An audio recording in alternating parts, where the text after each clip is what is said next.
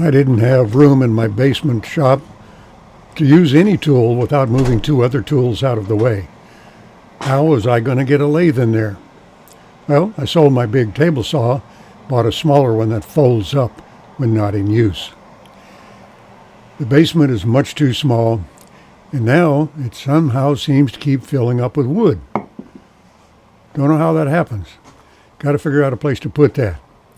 Got to move some other things around here too. But it's a start. I still have and use the nut bowl and mallet I made on a lathe in junior high school shop in the middle 1950s. I hadn't touched a lathe since then, until summer of 2021, when I bought a used lathe from a high school that was getting rid of old tools and replacing them with new ones. My new lathe looked very much like the one I used in junior high school. I didn't have any turning tools, but I couldn't resist. I put a piece of cedar on the lathe and whittled at it with wood chisels. My first project after 65 years was a crude goblet. These 4 bowls were an assignment from an online class I took. I began making bowls of spalted alder, wood that has almost begun to rot. This one is spalted maple. I turned bowls with a natural edge and one with a live edge, which means the bark is still on. Some experiments were more whimsical than practical. I made large bowls and small ones, toothpick holders and twig pots, and even Christmas tree ornaments. I turned a small plate and a bowl from Russian olive a friend gave me. I began to think that maybe an old dog really can learn new tricks. I think I'm starting to get the hang of this. There are different ways and gadgets for finding the center of a piece of wood. If it's reasonably symmetrical, plain old eyeball works pretty well.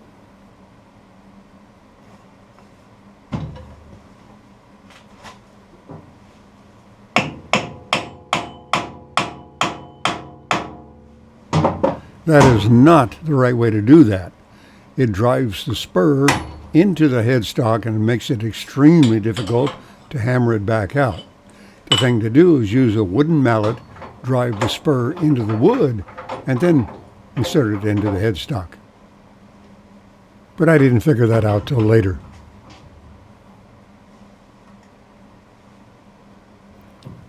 Levers and knobs on this old lathe are not easy for old hands to turn.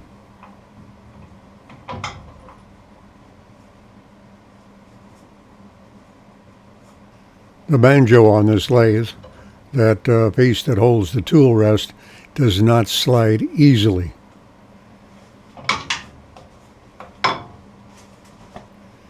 I almost always wear a full face shield to protect my eyes and face, and if the wood is dry and dusty, I also wear a respirator or at least a dust mask.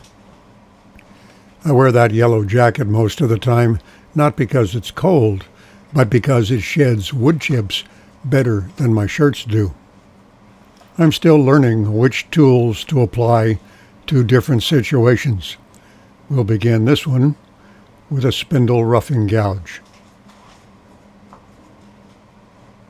This lathe does not have a speed control. To change the speeds, you have to loosen the motor to put slack in the belt, move the belt from one pair of pulleys to another, tighten the motor back down, and resume turning. That is perhaps the biggest drawback to this lathe.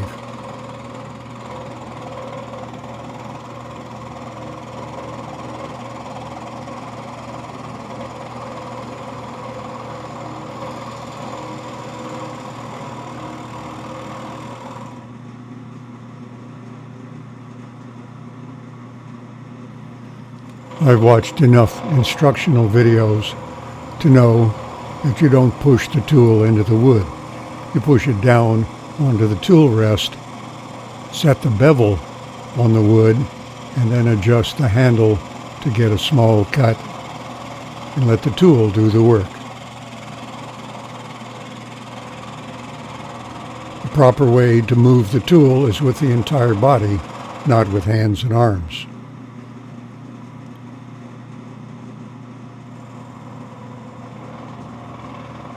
In the beginning, I often tried to make the cut too fast, and that's because I watch most videos at faster than normal speed to save time. My brain remembers that visual impression of speed and translates it to my own motion. So now and then, I have to watch videos at normal speed to remind myself what a proper speed is.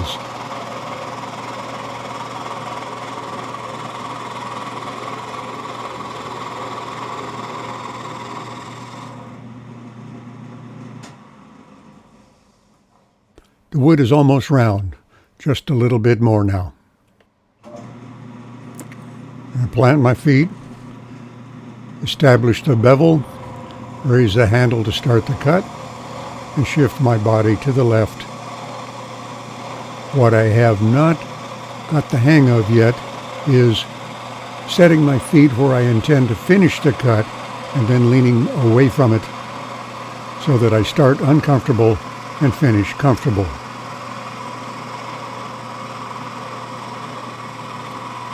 I'm cutting more slowly than necessary probably, but this video was made several months ago when I was still very much a rank beginner. Now, in the spring of 2022, I'm still a beginner, but maybe up towards intermediate beginner.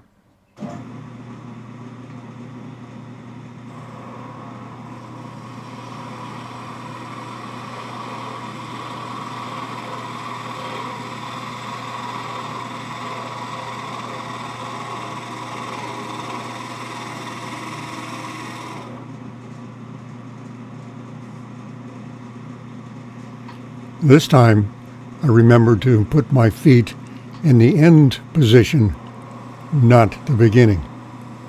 That makes it possible to make longer passes and sometimes do it all in one cut.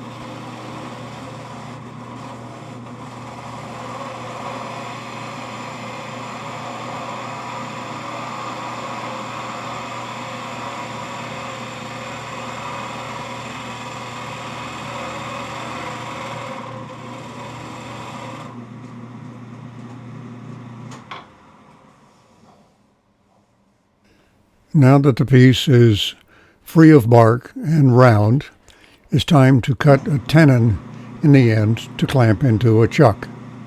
I'd already marked the diameter I'm looking for, about 2 inches, before I put it on the lathe, using a parting tool to get down to that diameter.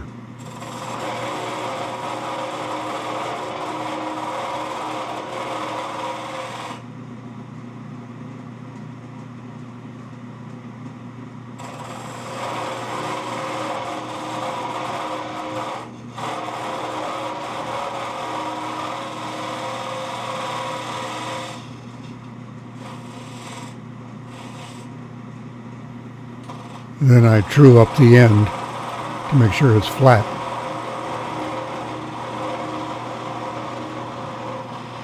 My chuck has dovetail jaws, so I need a slight angle so this will clamp in properly. My skew has just the right angle.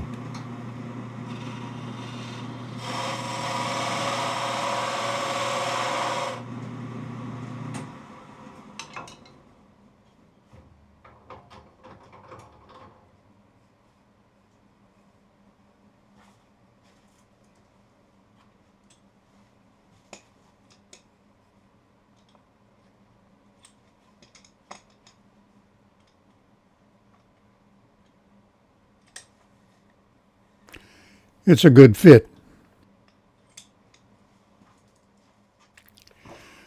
I'll want a faster speed now that the piece is round, but because of the difficulty in changing lathe speed, I make several blanks all at the same time, and then I'll increase the speed to finish them.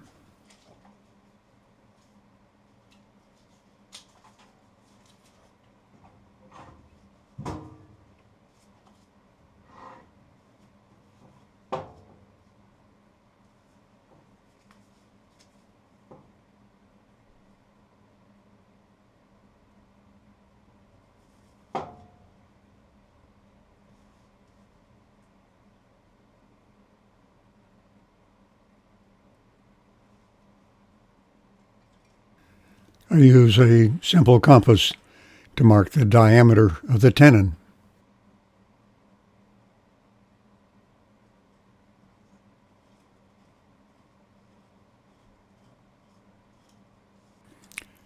I use a spring-loaded punch to make starter dimples for the headstock and the tailstock.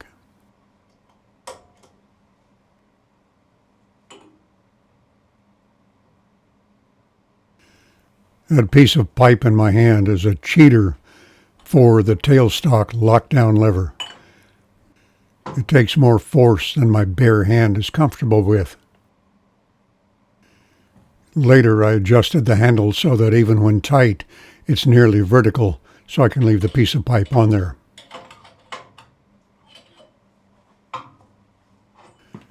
I don't think that round knob on the end of the tailstock is original equipment. I later added a crank handle to it.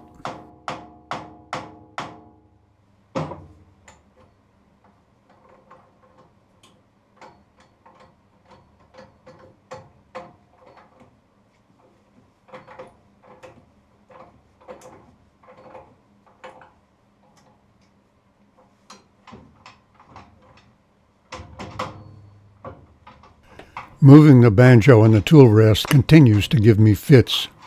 It moves lengthwise easily enough, but not crosswise. I found out later that the mechanism underneath should not be lubricated. I wiped everything dry with a brake cleaner, wiped it clean, and adjusted the travel, and for a day or two it worked pretty well. But I think it's just worn out. Years and years of high school students learning on it.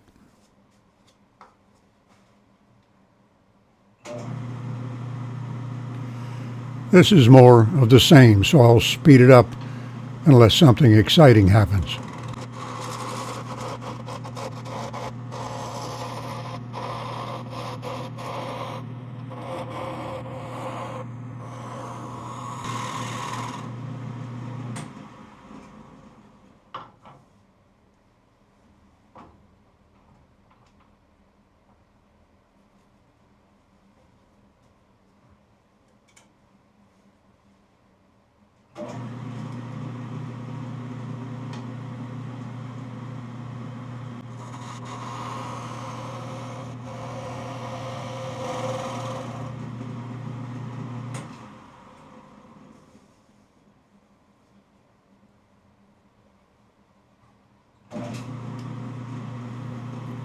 I remember to set my feet where I want to end up and then lean back to start.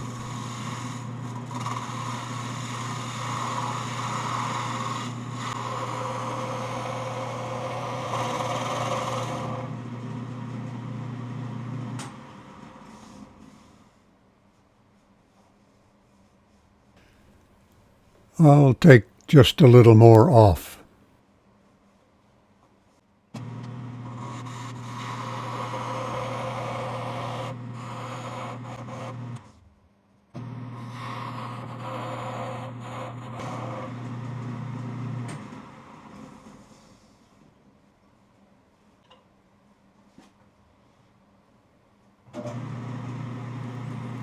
I'll use a parting tool to form the tenon and true up the end of the blank.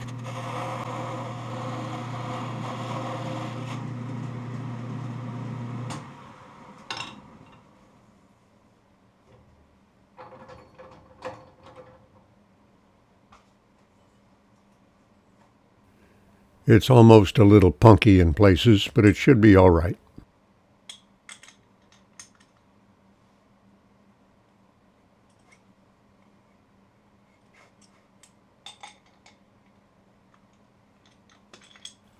I set that one aside, and I'll turn a few more before I loosen the motor and move the belt to raise the speed of the lathe.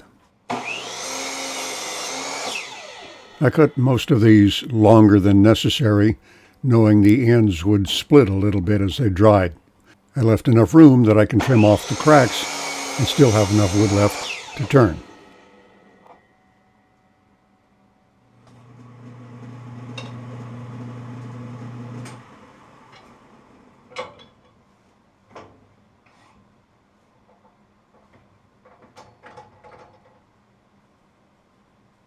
1, 2, 3, 4, 5, 6, 7, 8, 9, 10, 11, 12, 13, 14, 15, 16, 17, 18, 19, 20, 1, 2, 3, 23 or 24.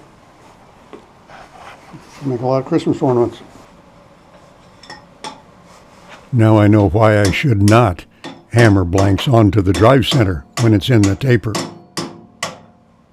I've been hammering onto this thing so much, it's very difficult to hammer it back off. Need a bigger hammer. 9th grade shop, still serviceable. Now, you will see why I like to do everything at once. Need to move the belt for higher speed. Loosen the motor.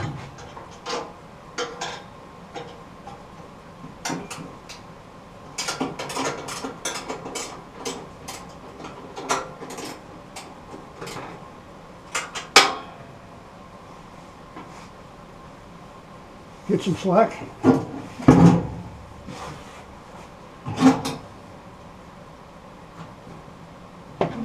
Smallest, biggest, no idea what these speeds are.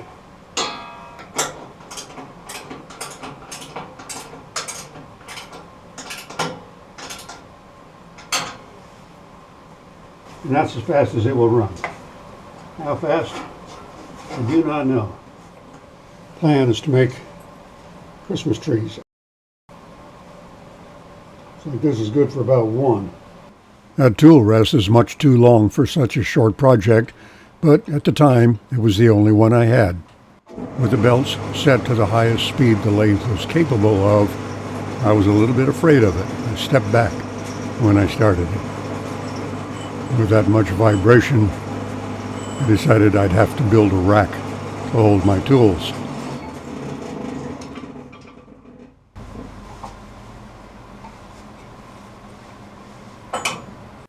I marked the locations of the various points on the Christmas tree.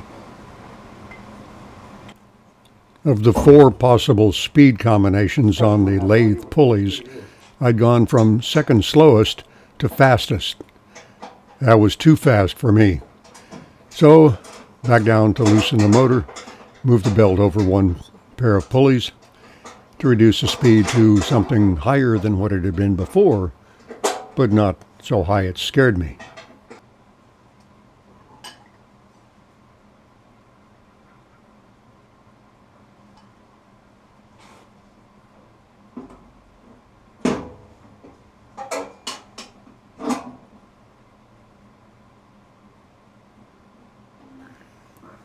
This method of changing speeds got old very, very fast.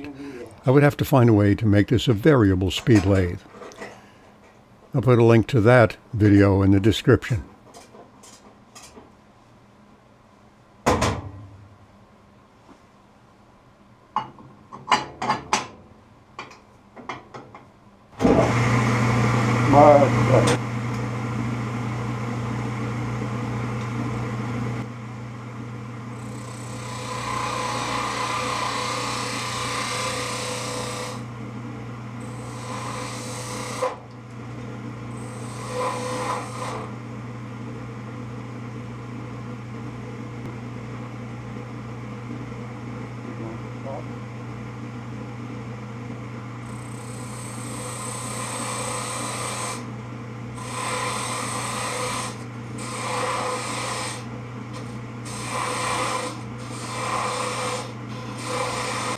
I'll speed this up 8 times.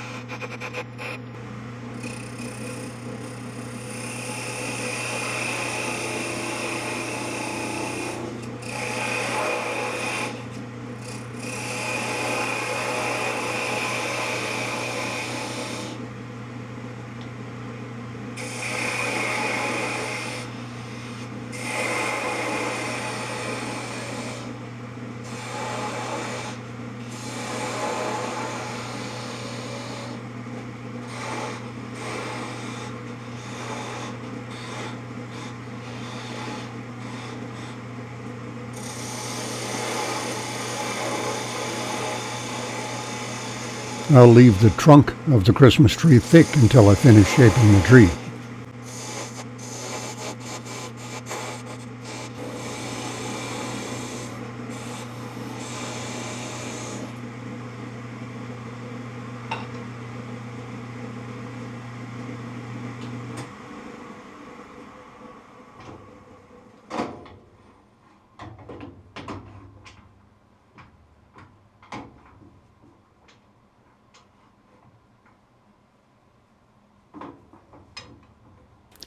Getting that long tool rest into position on a small project is a challenge.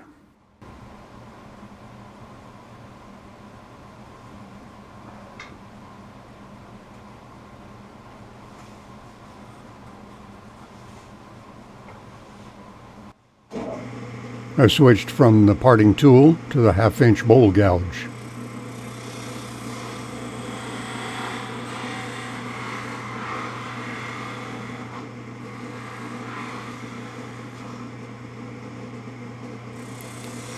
I want to give a thank you to Dean's Woodworking for inspiration for this project.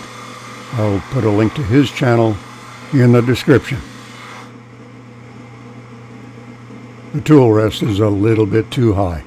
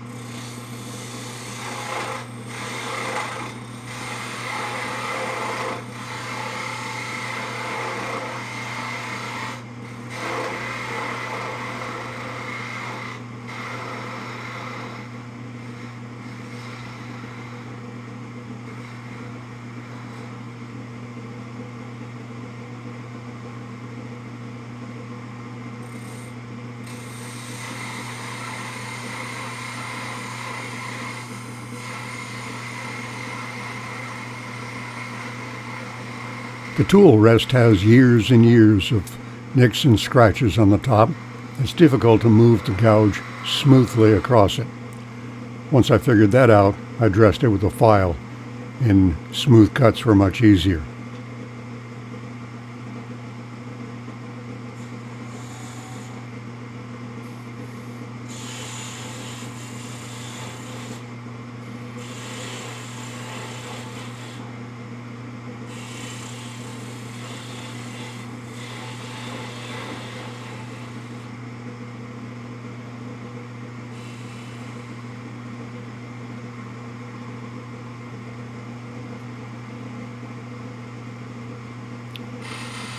I use the gouge as a scraper to smooth the bottom of the tree and to hollow it out just a little.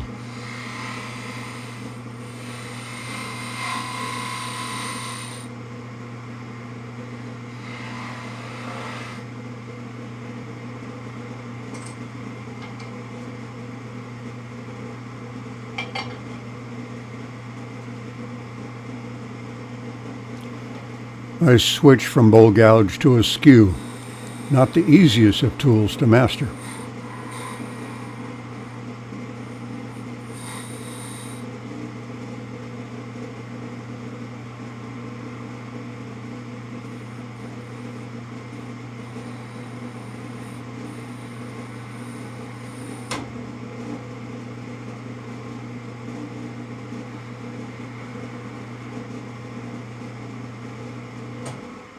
Maybe I need more practice with a skew before applying it to a project.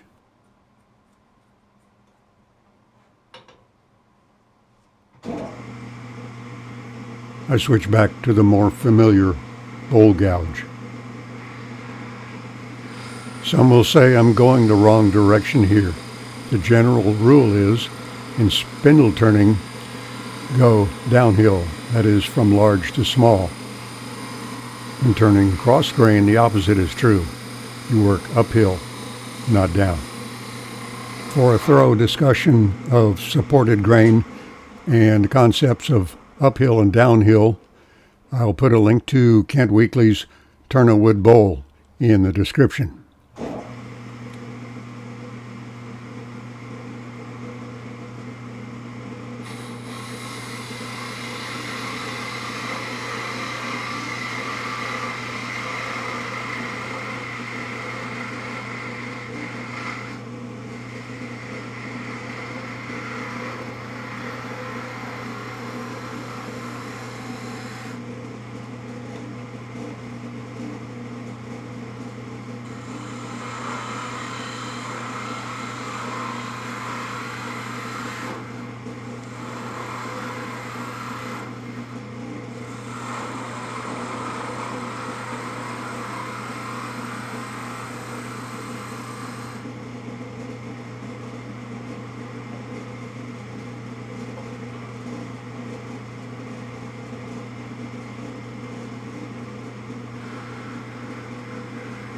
Cutting spindles downhill, as I'm doing here, yields a smoother surface.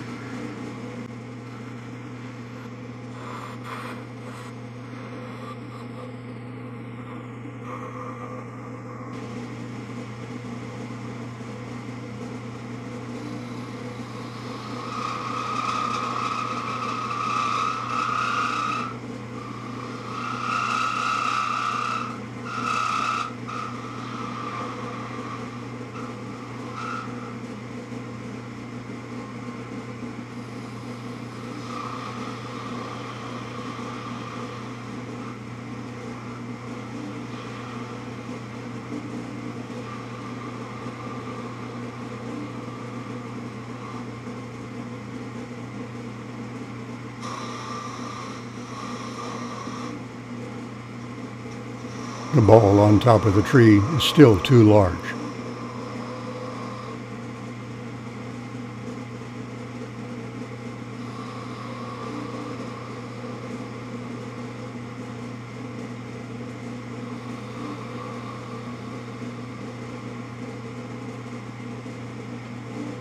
That bowl gouge is also too large. I'll try a small spindle gouge.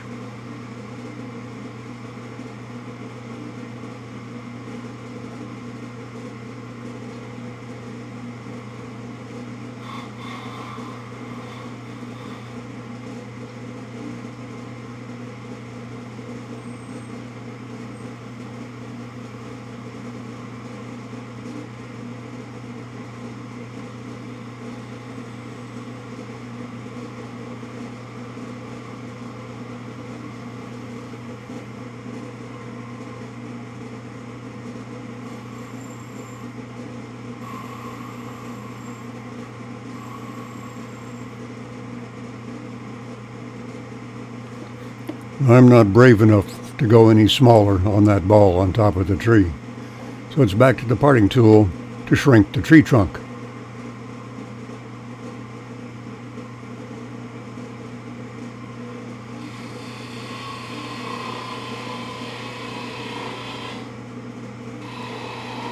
This video was filmed long before Christmas.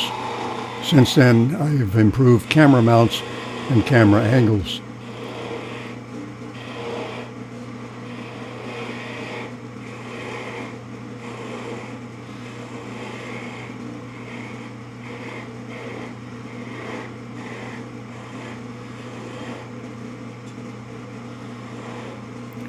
I'm satisfied with the proportion of trunk to tree.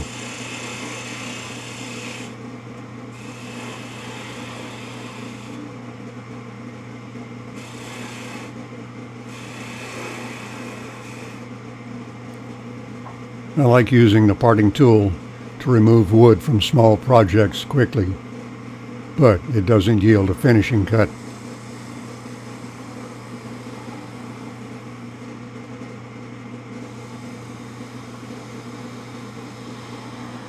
I refine the tree stand with a spindle gouge.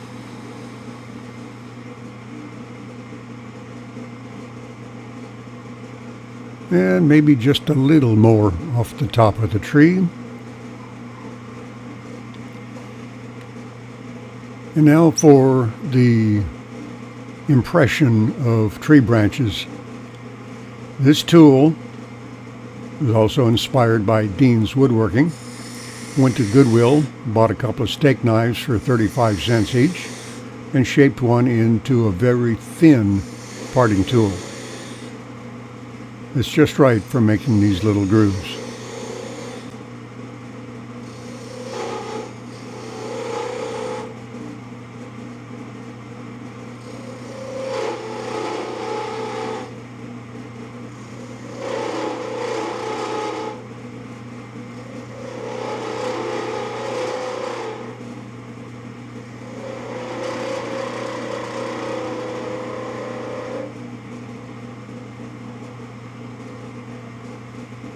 Okay, those are good enough. Leave it alone.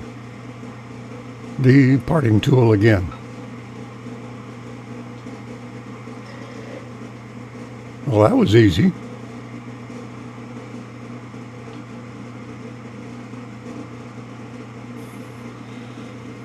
See if I can do that twice.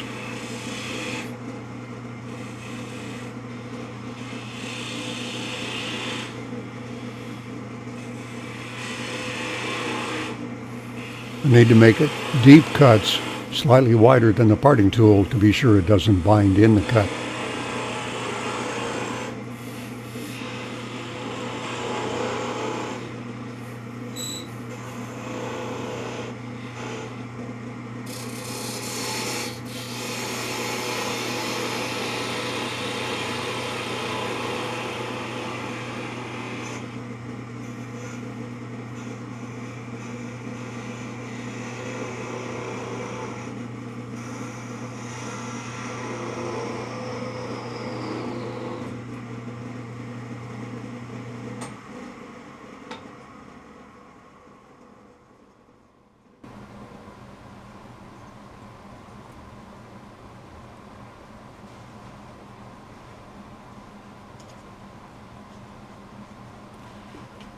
All that's left to do is remove the nub with a sharp chisel or a little saw or even just a sanding disc, and it's just about done.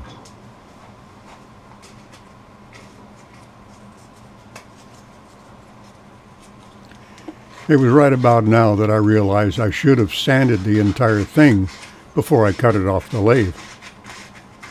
I could also have applied finish while it was still on the lathe, but I was just learning. I'd figure it out in time. This was the first of more than a dozen little Christmas tree ornaments or standalone displays. I put 2 sets of 6 on sale on my Etsy shop and sold one right away. I hope you've enjoyed this video. It's a little longer than what I usually produce, but there was a lot to cover. If you would like me to continue putting woodworking videos on this channel, please let me know. If you think they're clutter and detract from the general scattered theme, let me know that too, and perhaps I'll start a second channel that will deal with nothing except wood turning. I am most definitely not trying to teach anybody anything about wood turning, but if you learn from my mistakes, that's a good thing. If you enjoy the videos and watching my mistakes, that's also a good thing. I'm enjoying learning this new skill, one that I can practice when I'm too old to drag logs out of the woods. If you'd like to come along and enjoy this ride with me, I'd enjoy your company. Thanks for watching.